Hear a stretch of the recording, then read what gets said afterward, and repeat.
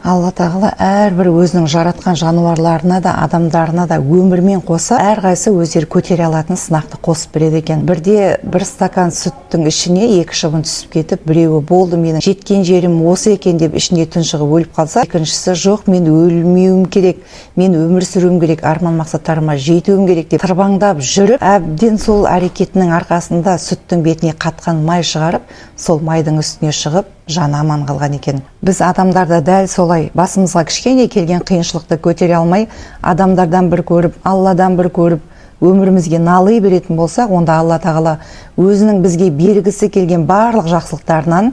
айырып тастайды екен. Ал екінші шыбын сияқты біз өмір сүргіміз келеді, арман мақсаттарымызға жеткіміз келеді деген ниетпен әрекет ететін болсақ, онда біздің осы қиыншылығымызды жеңумен қоса біз күтпеген керемет күндерді, керемет жақсылықтарды нәсіп етеді екен. Сондықтан дәл қазір қандай да бір қиыншылықпен сыналып жүрген болсаңыз, ол отбасылық мәселе болсын, баламен, жұмыспен, қызметпен, қандай да бір қиыншылық болатын болса, онда біліңіз, Алла сізді өшіру, құлату үшін емес, көтеру үшін, өсіру үшін осы сынақтарды беріп жүргенін ұмытпаңыз.